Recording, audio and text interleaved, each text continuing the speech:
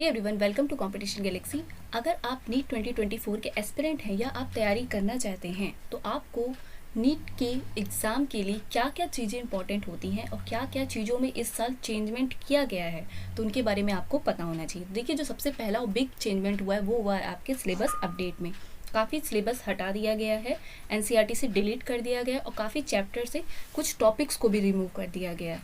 और age limit क्या है इस साल एग्ज़ाम में अपीयर होने वाले स्टूडेंट के लिए और कितने अटैम्प्ट आप दे सकते हैं, एग्ज़ाम पैटर्न क्या होने वाला है इस बार के एग्ज़ाम का, और एलिजिबिलिटी क्राइटेरिया क्या है, और नीट की फॉर्म फीस कितनी होती है। तो ये सारे जो भी आपके डाउट्स हैं इनको हम डिस्कस करेंगे इसी वीडियो में, तो प्लीज़ जुड़े रहिए लास्ट तक वीडियो में। तो सबसे पहला जो है सिलेबस अपडेट। तो देखिए, सिलेबस जो अपडेट हुआ है वो आपकी एनसीईआरटी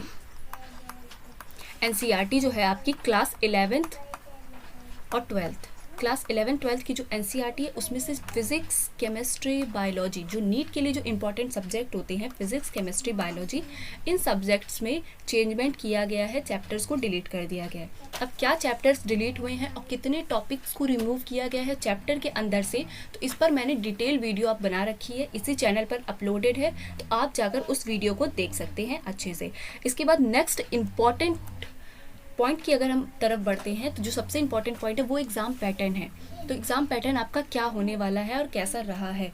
तो देखिए, जैसा लास्ट ईयर एग्ज़ाम पैटर्न था वैसा ही होगा। अगर कुछ चेंजमेंट होता है तो दिसंबर में एनटीए अपना ब्राउचर रिलीज़ कर देगा, तो उसमें सारी चीज़ें आपको एक बार फिर से कन्फर्म हो जाएगी। मोस्ट प्रोबेबली चांसेस हैं कि जो नीट 2023 में पैटर्न रहा है वही 24 में भी होगा।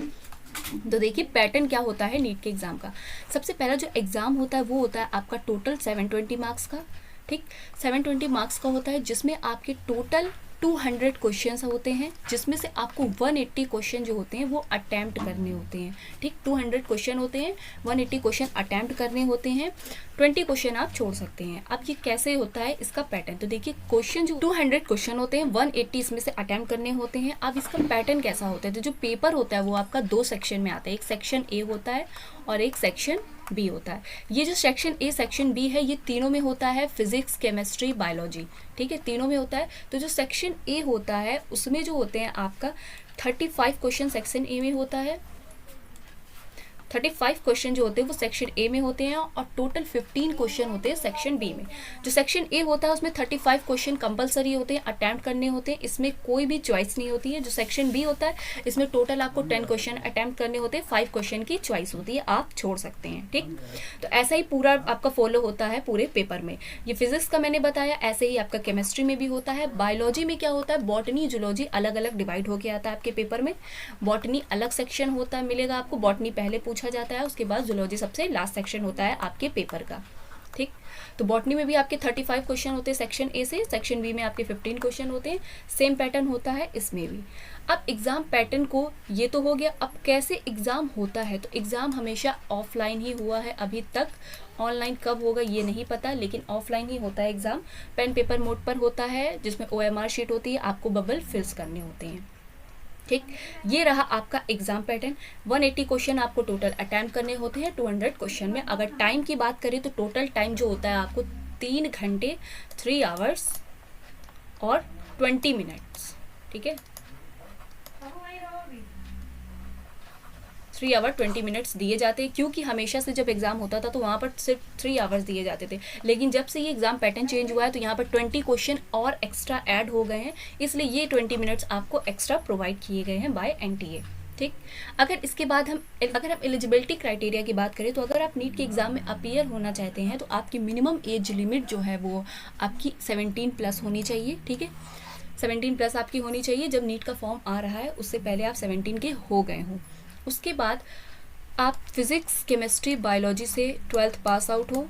किसी भी बोर्ड से, अगर आप हैं Hindi medium, UP board, CBSE board, ICSE board तो भी चलेगा, 12th पास आउट हो आप। इन तीनों सब्जेक्ट से आपको पास होना होता है। अगर हम जर्नल की बात करें तो जर्नल के लिए अगर इन तीनों सब्जेक्ट में मिला करके आपके टोटल परसेंट होने चाहिए 50%। ओबीसी के लिए टोटल परसेंटेज जो होते हैं वो 45% होने चाहिए, और जो SC/ST कैटेगरी के जो बच्चे हैं उनके लिए 40% इनका एलिजिबिलिटी क्राइटेरिया होना चाहिए इन सब्जेक्ट में। ठीक, इसी के ही साथ साथ आपकी एज जो है 17+ होनी चाहिए, इससे कम है तो आप फॉर्म में अपीयर नहीं हो सकते हैं। नेक्स्ट पॉइंट की तरफ बढ़े, एज लिमिट क्या होनी चाहिए इस एग्ज़ाम के लिए। तो एज लिमिट जो है, मिनिमम एज लिमिट मैंने बताई 17+, ठीक। अपर एज लिमिट कोई नहीं है यहाँ पे,